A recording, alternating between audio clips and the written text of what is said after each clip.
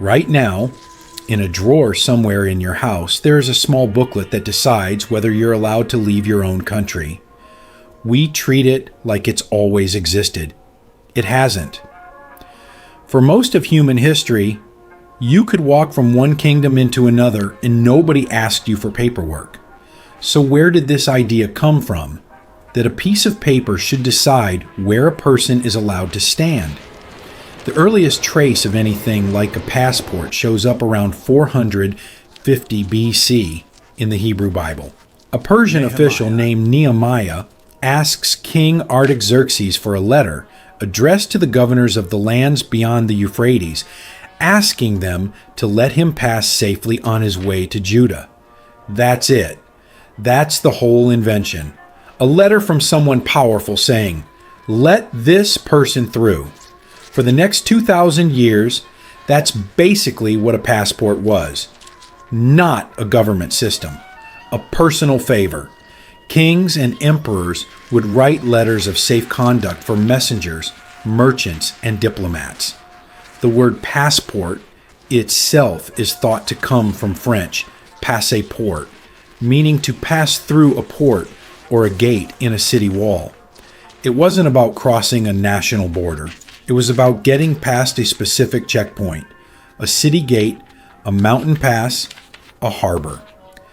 In medieval Europe, a safe conduct letter was valuable precisely because it was rare. Most people never traveled more than a few miles from where they were born. If you did travel and you had no letter, you were a stranger, and strangers were treated with suspicion. Guards at a city gate weren't checking your identity. They were deciding whether you looked like trouble. England formalized this earlier than most. In 1414, under King Henry V, Parliament passed a law that required safe conduct documents for travelers, partly to control who was moving through the country during the 100 Years' War. By the 1540s, under Henry VIII, the granting of these documents had become a function of the Privy Council, and the word passport starts showing up in English records around this time. But here's the part that surprises most people. These documents weren't really about controlling ordinary citizens. They were about controlling suspicious ones, foreigners, and sometimes about proving you weren't a spy. For centuries, if you were a wealthy or well-connected traveler, you often didn't need one at all. Your clothes, your accent, and your letters of introduction did the talking. Then comes the French Revolution, and passports briefly become a tool of surveillance. The revolutionary government required internal passports just to travel between French towns, worried about counter-revolutionaries fleeing or organizing. For a moment, France required more paperwork to cross a domestic border than most countries require today to cross an international one. And then, strangely, the opposite happens. Through the middle and late 1800s, much of Europe basically abolishes the passport. Trains are getting faster. Trade is booming.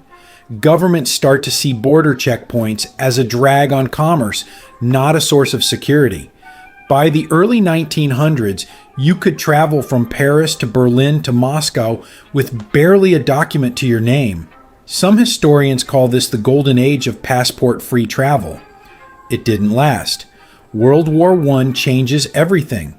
Suddenly, governments need to know exactly who is crossing their borders, who might be an enemy agent, who might be smuggling weapons or information.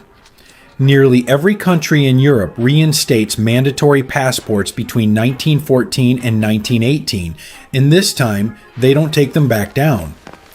After the war, there's chaos. Every country has its own passport format, its own rules, its own paper size. Crossing a few borders could mean carrying a stack of mismatched documents.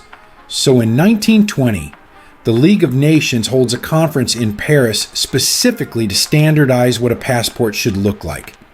A small booklet, a specific size, a photograph, and it more or less created the template we still use today. Through the 20th century, the passport becomes something bigger than a travel document.